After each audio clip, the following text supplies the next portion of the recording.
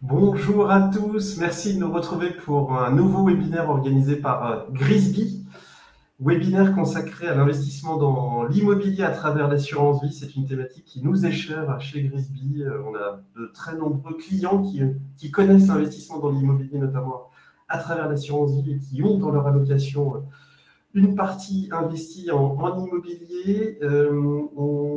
C'est un sujet qu'on traite de manière régulière et particulièrement en ce moment. Vous savez que l'inflation revient de manière très forte, accompagnée par la volatilité des marchés. Vous êtes nombreux d'ailleurs à nous poser des questions par rapport à ces thématiques et à l'évolution de la conjoncture. Vous verrez que l'immobilier peut être une réponse pertinente par rapport à l'évolution du contexte que l'on vit actuellement. On a la chance d'avoir pour ce webinaire l'intervention de trois experts de l'investissement dans l'immobilier qui ont des offres accessibles en assurance vie. Je tiens déjà à les remercier tous les trois vivement d'avoir accepté notre invitation, et je vais tout de suite d'ailleurs vous laisser la parole pour vous présenter en quelques mots. Gaëla, si tu veux commencer.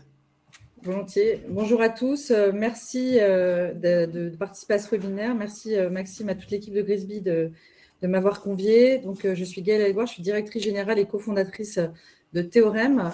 Théorème qui est une société de gestion qui conçoit et gère des fonds en multigestion et en totale architecture ouverte, dont j'aurai le plaisir de vous parler aujourd'hui. Merci Gaëla. Mathilde? Bonsoir à tous et merci beaucoup pour cette participation et de vous voir si nombreux. Donc Mathilde Krieger, je suis directrice générale de la société de gestion Novaxia Investissement. Novaxia Investissement est une société de gestion qui travaille le recyclage urbain, donc la transformation des actifs immobiliers obsolètes et vides en logement. Merci Mathilde. Et enfin Jean-Baptiste?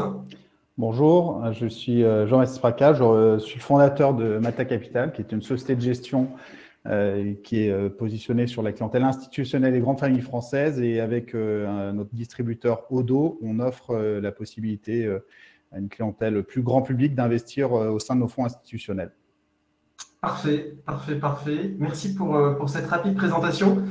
Je rappelle à l'ensemble de nos participants que vous avez la possibilité de poser des questions par écrit à travers la plateforme. N'hésitez pas de nous écrire, ça génère de l'interactivité et ça fonctionne très bien. Donc, on consacrera à l'issue des interventions de nos trois experts un temps justement pour répondre en tout cas à une partie des questions qui seront posées. Et comment dirais-je, et puis il y aura un replay, on en reparlera à la fin. Je laisse tout de suite la parole à Jean-Baptiste pour qu'on connaisse davantage la maison Mata Capital et puis ce qu'il est possible de faire en tant qu'investissement à travers l'assurance vie. Merci une fois de plus à tous les trois et je te laisse la main, Jean-Baptiste. Merci Maxime. Bon, une fois n'est pas coutume, c'est un garçon qui commence. Mais bon, merci de nous avoir conviés à ce webinaire. Donc, je suis le fondateur de Mata Capital, qui est une société de gestion entrepreneuriale que nous avons fondée il y a maintenant 5 ans. Notre clientèle est exclusivement institutionnelle et de très grandes familles françaises et qui nous font confiance sur des stratégies plutôt diversifiées en investissant sur marché français. Cette société aujourd'hui comporte à peu près une trentaine de collaborateurs et nous gérons un peu plus d'1,5 milliard d'actifs sur l'ensemble des typologies de biens en France aujourd'hui avec un focus sur des actifs avec un potentiel de création de valeur. On a depuis maintenant 1 an travaillé avec la banque Odo BHF pour pouvoir offrir nos solutions qui sont réservées à des institutionnels, à une clientèle un peu plus grand public au sein d'un contrat d'assurance vie, donc de 2 contrats d'assurance vie qui sont l'un chez Orade Avis OGCAP et l'autre chez Allianz Génération Vie, qui est une joint venture entre Odo et Allianz.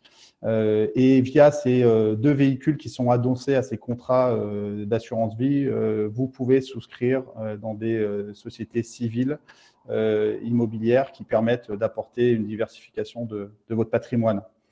Ce partenariat avec Odo a mis évidemment pas mal de temps à se mettre en place. Il a été lancé il y a maintenant presque 12 mois et donc nous avons déjà 1 an d'exercice avec un véhicule qui s'appelle ImmoCap Value La stratégie d'IMOCAP Value, elle est assez simple. Hein. C'est aujourd'hui, avec un bon sens paysan, c'est la diversification.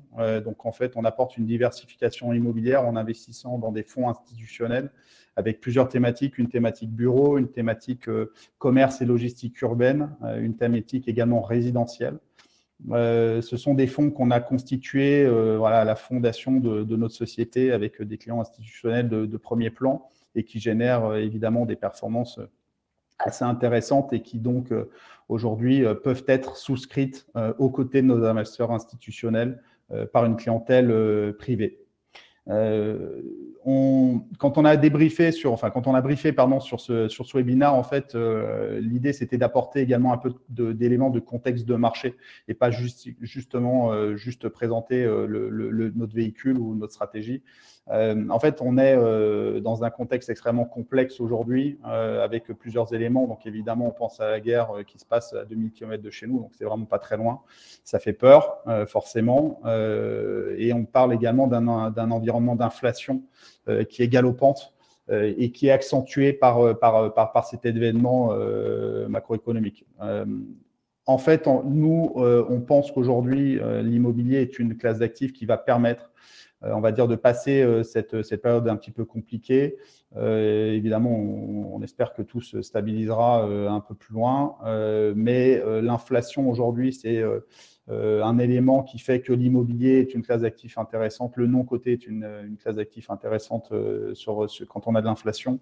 Également, quand on a un petit peu moins de croissance, vous entendez parler de stagflation, ça veut dire que vous avez une inflation forte et peu de croissance, et l'immobilier dans les années 60-70 aux États-Unis, en Europe, c'est extrêmement bien comporté dans ce genre de contexte. Donc, si on arrive à avoir une croissance un peu plus molle et une inflation forte, forcément, l'immobilier arrivera à toujours sortir des performances intéressantes. Donc, on est convaincu voilà, aujourd'hui de continuer à constituer un patrimoine au sein d'actifs voilà, qui sont solides et qui permettront voilà, de passer des moments un peu plus complexes. Sur les thématiques d'investissement, quand on disait tout à l'heure en termes de diversification, il faut aussi savoir jouer des cycles. Ça veut dire jouer des cycles. Vous avez des périodes dans la vie d'un cycle immobilier où le bureau est parfois plus intéressant, où le commerce est plus intéressant, ou le résidentiel.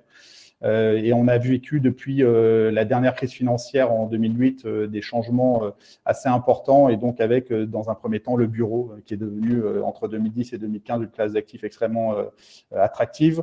On a vu après une thématique sur le commerce qui a été elle délaissée avec le e-commerce, avec la logistique et aujourd'hui vous voyez forcément énormément d'attrait pour beaucoup d'investisseurs sur la logistique.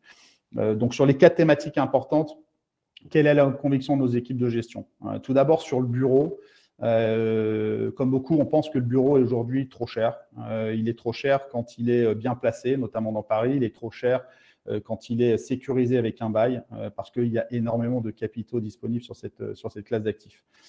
Donc, les acteurs également de bureau, donc les utilisateurs, ce qu'on pense, il faut pas penser que le bureau va mourir, il est en train de se transformer, mais il restera toujours du bureau et le bureau représente quand même 80% du marché de l'investissement en Europe.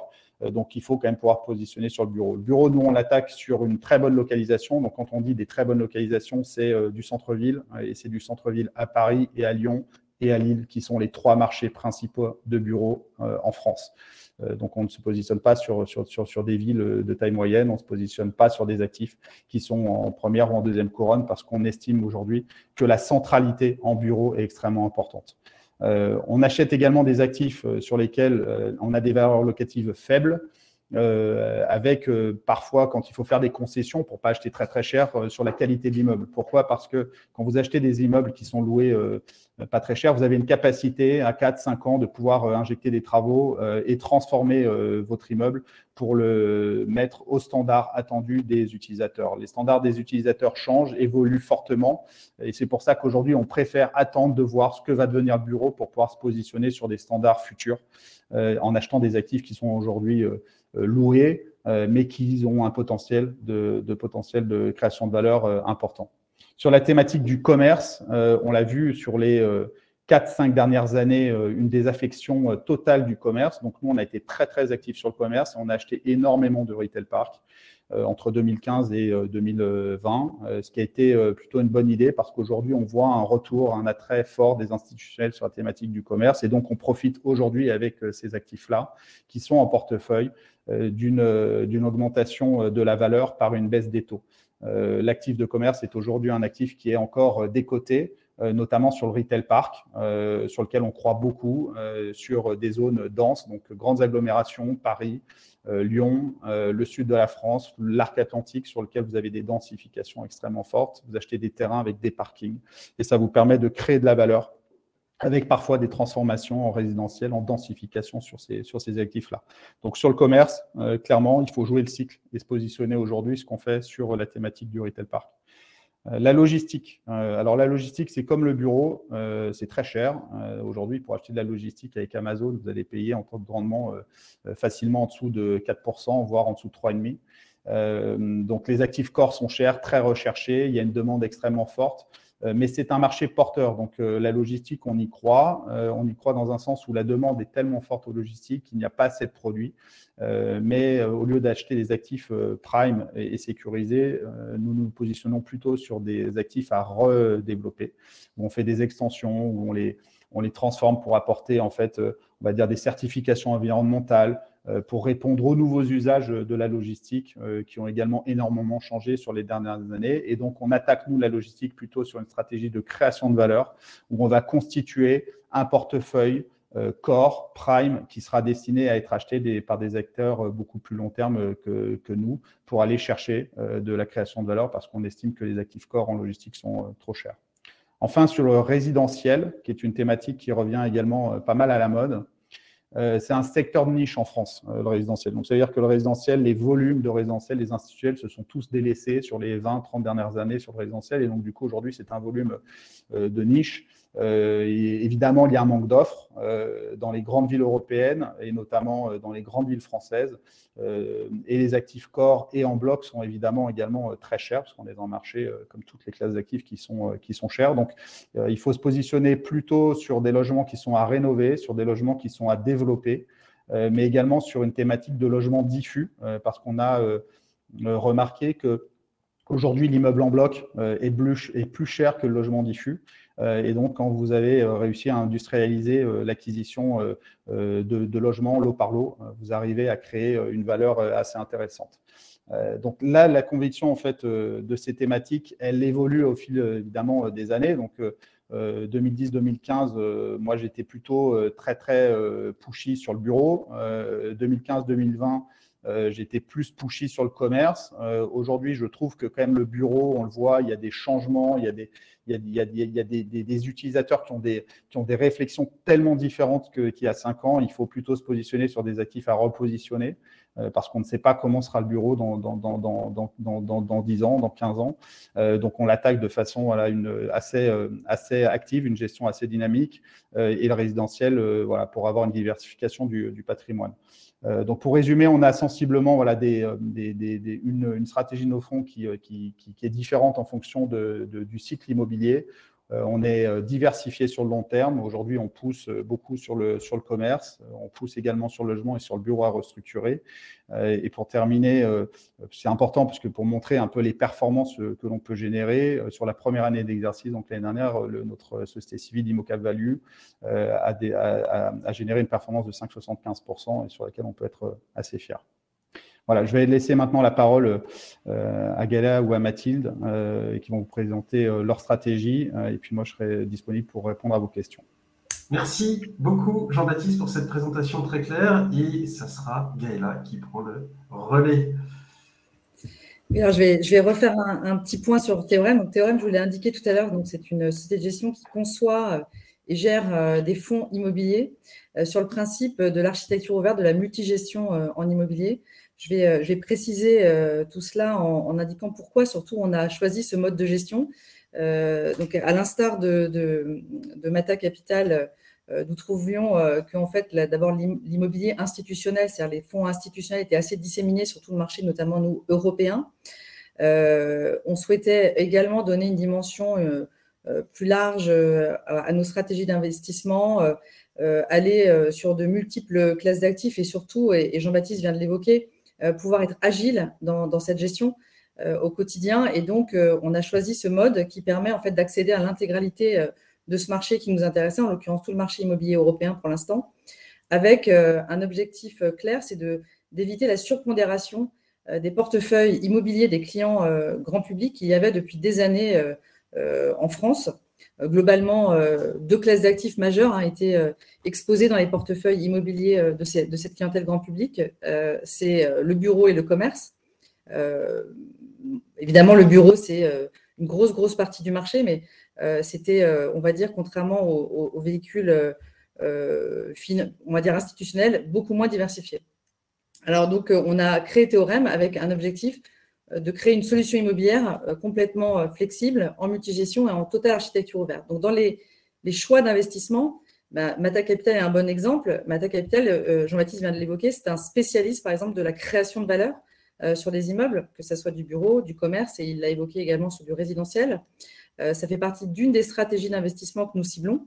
Et ces experts, nous allons les chercher sur tout le territoire européen et nous les intégrons dans nos fonds. C'est-à-dire qu'on a des véhicules aujourd'hui qui apportent une exposition totalement globale et surtout cette agilité de pouvoir s'adapter en fonction des momentum de marché. Donc, effectivement, actuellement, les 4 classes d'actifs que nous ciblons chez Théorème sont le bureau, sur lequel nous avons toujours des convictions, mais oui, avec un bureau qui vise un repositionnement, oui, sur des bureaux très serviciels.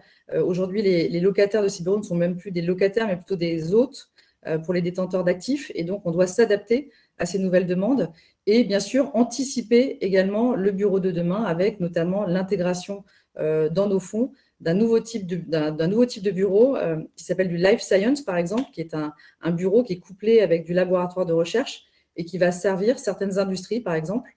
On est évidemment très intéressé par la logistique sous toutes ses formes, que ce soit celle des grosses plateformes qu'on évoquait tout à l'heure, jusqu'à celle du dernier kilomètre, mais également, comme on l'a investi dernièrement, les data centers, qui seront des classes d'actifs qui, dans le futur, évidemment, vont clairement tirer leur épingle du jeu. Et le résidentiel, qui est la classe d'actifs, on va dire, la plus tangible, la plus stable, celle qui répond à un besoin assez basique, qui est de se loger, et sur laquelle nous allons chercher à la fois des investissements en direct ou via des fonds pan-européens, et donc à la fois du flux, donc des loyers, mais également de la création de valeur sur certains actifs qui pourraient être, on va dire, positionnés un peu vieillissants. Et en fait, donc, ce but ultime, c'est d'optimiser tout simplement le rendement risque des portefeuilles, c'est-à-dire de mixer à la fois les stratégies d'investissement, c'est-à-dire aller chercher du revenu courant, mais également la valorisation sur les actifs, et par là même d'augmenter la performance en diminuant ces risques on va dire, de surexposition. Donc, c'est ce scope d'investissement plus large, cette agilité, cette flexibilité dans la gestion, on ne la trouvait pas forcément dans certains véhicules immobiliers jusqu'à présent, qui avaient une gestion plus statique. Et pour autant, aujourd'hui, on est obligé, compte tenu du marché, de s'adapter à tout cela et de servir, on va dire, de gérant immobilier, de servir à mandat de gestion au sein de l'assurance vie, comme vous le retrouvez avec nos différents fonds, que ce soit celui de Jean-Baptiste, le mien ou celui de Mathilde. Très bien, Gaëlla. Tu veux dire un mot sur les performances, objectifs de performance, par exemple? Alors, Pythagore, c'est un objectif de performance de 4,5% sur la durée de détention recommandée qui est de 8 ans. Sur la première année, qui n'était pas une année pleine, sur 8 mois, nous avons fait 3,63 sur Pythagore l'année dernière. C'est une SC qui n'a pas de frais d'entrée, donc cette performance est nette de tous les frais du support, mais brute des frais de gestion du contrat. Oui, très bien. Moi, je tiens juste à préciser une chose. On parlait d'inflation galopante en introduction et vous l'avez évoqué également. C'est vrai qu'on a beaucoup de clients qui tournent le dos de plus en plus aux fonds en euros parce que les performances des fonds en euros baissent. Ils ont été divisés par 4. Hein, le rendement moyen du fonds en euros a été divisé par 4 en 20 ans. Donc aujourd'hui, on a beaucoup de clients qui cherchent à trouver des alternatives. Les fonds immobiliers, on ne peut pas dire que ce soit une alternative directement par rapport aux fonds en euros. Les caractéristiques sont différentes. Il y a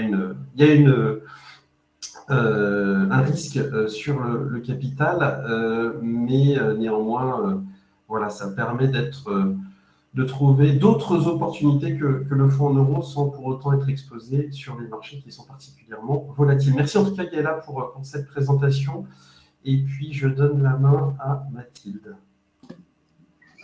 Merci Maxime. Alors moi j'ai la lourde tâche de passer après deux talentueux gérants et fondateurs de deux belles sociétés de gestion.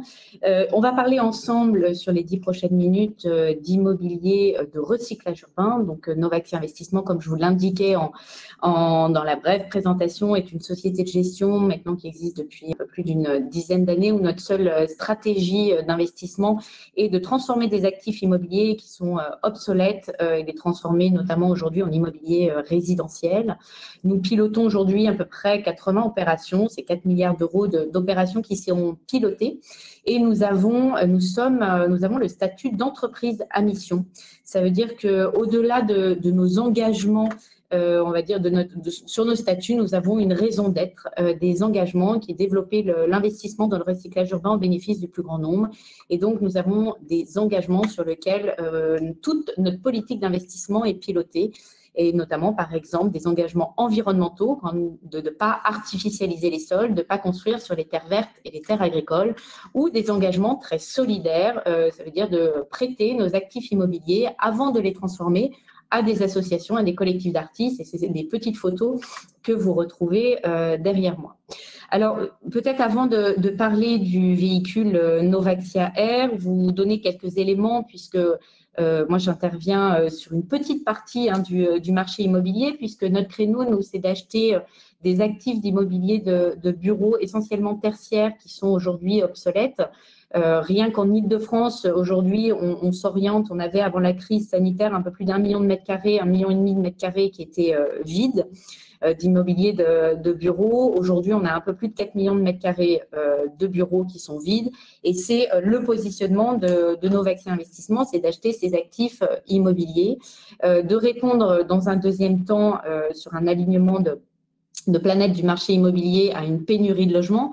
Et Jean-Baptiste l'indiquait à juste titre lors de son point marché, qu'aujourd'hui, il y avait une pénurie et que le marché résidentiel était un marché de niche avec des actifs très chers, et c'est ce qui nous va très bien, parce que nous, l'idée, c'est d'aller acheter des actifs d'immobilier tertiaire des côtés et de les transformer pour les acheter à la fois, les faire acheter en immobilier résidentiel, soit à des investisseurs institutionnels ou alors à la découpe par des réseaux de promoteurs immobiliers. Le troisième élément qui est favorable aujourd'hui également au recyclage urbain, c'est la prise de conscience environnementale. Alors, cette prise de conscience environnementale, elle se fait à tous les niveaux. J'ose espérer que vous avez également une prise de conscience environnementale sur aller chercher des investissements à impact, et l'immobilier est un des meilleurs supports puisque vous pouvez facilement matérialiser ce qui est réalisé. Mais il y a une prise de conscience environnementale qui se fait à tous les niveaux, et notamment aussi un peu poussée, un petit coup de pied aux fesses par de la réglementation et par la mise en place de la loi climat et résilience qui impose de ne plus artificialiser les sols, de ne plus construire sur les terres vertes agricoles d'ici 2050, et pour les élus locaux, de diviser par deux l'artificialisation des sols d'ici 2030. Alors 2030, c'est demain. Ça veut dire qu'aussi le recyclage urbain, qui avant était une option, devient aujourd'hui maintenant une forme de norme. Et donc, allons travailler cette matière première des actifs tertiaires à recycler. Alors, plus concrètement, maintenant, dans Novaxia Air, alors j'ai le plaisir de fêter aujourd'hui ou dans quelques jours l'anniversaire, les 1 an de Novaxia Air. Nous avons aujourd'hui un peu plus de 250 millions d'euros d'encours. C'est une quinzaine d'opérations qui ont été achetées et qui sont affectées sur ces 12 derniers mois, avec une stratégie d'investissement en premier lieu en Île-de-France. Alors pourquoi? Parce que c'est là où vous avez du foncier disponible et des bureaux obsolètes de plus nombreux, et puis une pénurie de logements qui est extrêmement importante. Mais on a commencé sur le marché Île-de-France, qui est un marché très historique chez Novaxi Investissement, et petit à petit, on a, parce que notre sourcing se fait via des promoteurs immobiliers, des demandes en région, et puis nous avons fait par exemple notre première acquisition sur un actif immobilier à Saint-Herblain, donc dans la banlieue de Nantes, il faut se projeter dans quelques années, puisque c'est une opération aujourd'hui d'un actif immobilier qui est encore loué, sur lequel lequel on va aller sur un bail en extinctif et après faire la transformation d'immobilier résidentiel dans une ville très pushy où beaucoup d'ailleurs de Parisiens ont fui après les quelques confinements. Donc, notre stratégie d'investissement, voilà, c'est une quinzaine aujourd'hui d'opérations immobilières. C'est aussi une stratégie d'investissement et on mesure l'impact extra-financier. C'est là, je vous indiquais tout à l'heure, ce qui est génial et c'est la magie de l'immobilier, c'est venez voir ce qui est fait et on le fait d'ailleurs régulièrement avec nos partenaires aussi distributeurs, de venir faire du reporting d'impact sur place, c'est d'aller sur les opérations immobilières, de valider la stratégie, ce que pourraient faire des membres de label. Alors, par exemple, notre premier engagement qui est environnemental, qui permet d'aller chercher le label ISR, parce que Novaxia Air a 2 labellisations d'État, le label ISR pour la partie environnementale et le label Finansol pour la partie solidaire. Donc, la partie environnementale, sur le label ISR, on va aller piloter plusieurs sujets. La première chose, c'est le nombre de créations de logements. Et le fonds a été co-construit et lancé sous l'égide d'Emmanuel Vargon et d'Olivia Grégoire, donc ministre du Logement et de la Transition écologique, qui indiquait, d'un côté, il y en avait une qui avait besoin de la création de logements, de l'autre côté, du logement responsable. Donc, c'est un indicateur et aujourd'hui, on s'était engagé à créer à horizon 3 ans à peu près 4000 logements. Aujourd'hui, Novaxia Air, par les opérations engagées, pilote à peu près 2500 logements. Le deuxième critère que l'on pilote également, c'est d'être 100% ZAN. Donc, le ZAN, c'est le zéro artificialisation nette des sols. Vous l'utiliserez, vous penserez à moi. Bon, je crois que vous n'avez pas trop le droit, mais pour le Scrabble, d'utiliser l'acronyme. Aujourd'hui, Novaxia Air, au 31 décembre, a permis de renaturer 12 000 mètres carrés. Ça, c'est sur la dimension ISR et sur la dimension solidaire du véhicule. Mais écoutez, nous, notre job, c'est on achète du foncier, on va le transformer. Donc, pour le transformer, nous sommes en France, il y a une réglementation. Il faut aller demander des autorisations administratives, un permis de construire. Il faut déposer un permis de construire, obtenir le permis de construire et purger votre permis de construire. Sur les 50 opérations qui ont été détenues par Novaxia Investissement l'année dernière, on avait fait une statistique, c'est à peu près entre 12 et 18 mois le délai moyen d'obtention d'une purge d'un permis de construire. Pendant cette phase-là, il y a plusieurs options qui s'offrent à nous. Dire notre actif immobilier, on va le protéger, le gardienner, le fermer, dire on protège notre actif immobilier, ou alors se dire ce sont des actifs qui sont peut-être dans des zones où il y a des besoins pour des associations. Et donc, nous faisons le choix de prêter ces actifs immobiliers à des associations et des collectifs d'artistes. Alors, plus concrètement, c'est 13 opérations d'occupation temporaire qui sont réalisées sur l'ensemble des biens de Novaxia Investissement. Et vous prendre un exemple, par exemple, dans le 20e arrondissement de Paris, aujourd'hui, sur un atelier qui va être transformé en logement, nous accueillons l'Armée du Salut qui fait de la distribution de petits déjeuners. Et puis, sur une partie d'une surface où il s'était aménagé, de pouvoir loger quelques familles en temps de respiration. Mais ça peut être aussi le Secours populaire, Humanity Diaspo, qui est une très belle association qui aide les femmes en difficulté pour leur faire des kits d'hygiène. Donc voilà, c'est tout type d'associations qu'on souhaite accompagner, qui restent 18 mois, entre 12 et 18 mois sur nos opérations. Et après, il y a une forme de solidarité qui est mise en place et qui est assez chouette sur ces associations. C'est souvent, c'est la ville aussi après qui prend le relais, ou alors on a une autre opération à leur proposer et de pouvoir tourner sur notre parc immobilier.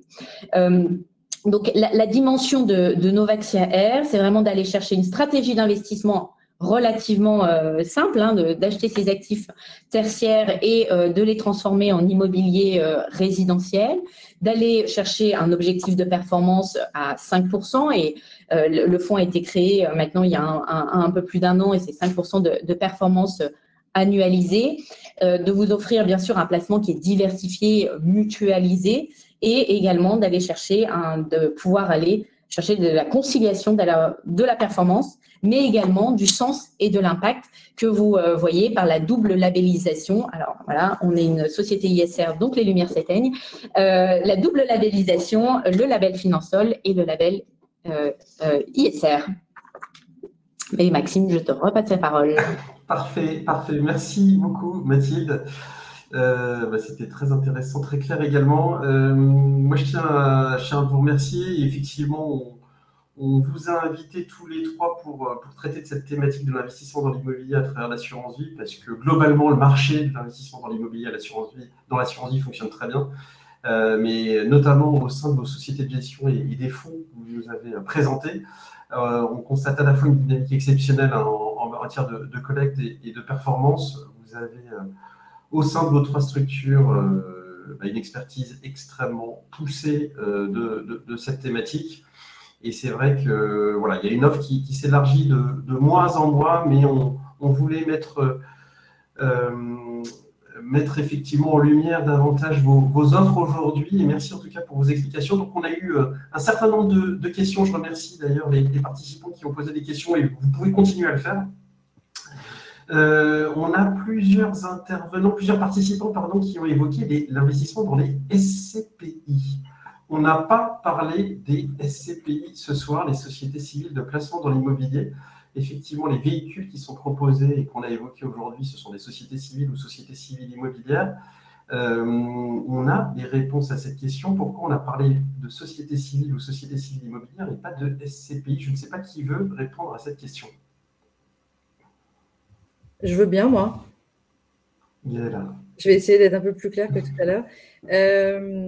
En fait, les SCPI sont des sociétés civiles de placement en immobilier qui sont plutôt des fonds de distribution, en règle générale, même si elles ont été intégrées fortuitement au cours des ans dans les contrats d'assurance vie. Mais c'est vrai qu'historiquement, ces véhicules sont plutôt des fonds de distribution. Nos véhicules, ceux que vous venez de voir, les sociétés civiles, sont des véhicules qui ont été plus ou moins créés par les assureurs pour porter historiquement leur patrimoine immobilier et qui, au fil des ans, ont été utilisés en unité de compte dans les contrats d'assurance vie. Alors, pourquoi ces véhicules se prêtent bien à l'assurance vie? C'est tout simplement parce que ce sont des fonds de capitalisation. Et comme on l'a évoqué tout à l'heure, on peut mixer les stratégies d'investissement dans ce genre de véhicules, c'est-à-dire à la fois jouir de revenus, mais aussi créer de la valeur. Et donc, forcément, ces véhicules se prêtent vraiment très, très bien à l'enveloppe assurantielle. Alors, ça ne veut pas dire qu'on ne peut pas faire de SCPI au sein des contrats d'assurance vie. D'ailleurs, il y en a beaucoup qui sont à disposition.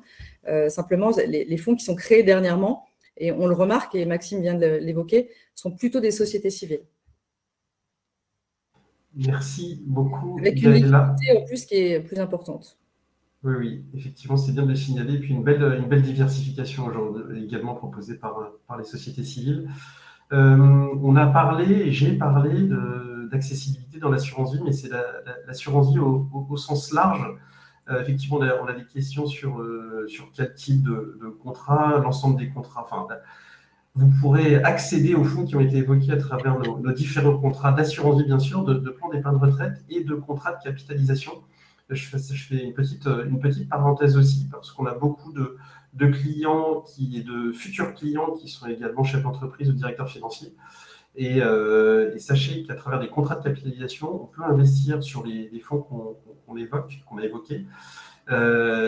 Effectivement, faible volatilité, donc niveau de risque limité. Les fonds sont notés, l'ensemble des fonds en assurance vie sont notés sur l'échelle de l'AMF, l'échelle SRRI, en général sont notés 2 ou 3 sur 7. Et donc, ça démontre une prise de risque maîtrisée. Et c'est vrai que les entrepreneurs sont également friands des fonds immobiliers à travers les contrats de capitalisation. C'était juste une précision qu'on pouvait vous apporter. On a une question pour toi, Jean-Baptiste, notamment côté Mata Capital. Est-ce que tu peux nous redonner le nom du fonds qui est accessible en assurance vie et savoir s'il est possible d'investir également en dehors de l'assurance vie chez Mata Capital pour un investisseur non institutionnel ou non professionnel? Alors, le véhicule, en fait, qui est sur les contrats d'assurance vie, c'est une société civile qui s'appelle ImoCap Value et qui est accessible chez deux assureurs vie via les équipes d'Odo BHF. Et donc, les deux assureurs vie sont chez Oradea Vie et chez Génération Vie, qui est une joint venture entre Allianz et Odo. Après, sur la deuxième question, Nous, on travaille exclusivement, et donc Odo, qui est un client institutionnel, travaille pour des institutionnels. Donc, en fait, nous, nos véhicules ne sont pas accessibles autres que cette société civile qui est en fait un feeder qui permet d'accueillir des investisseurs particuliers qui peuvent profiter de produits plus institutionnels. Mais les autres stratégies, notamment plutôt valeur ajoutée, ne sont pas accessibles en fait au grand public. Ok.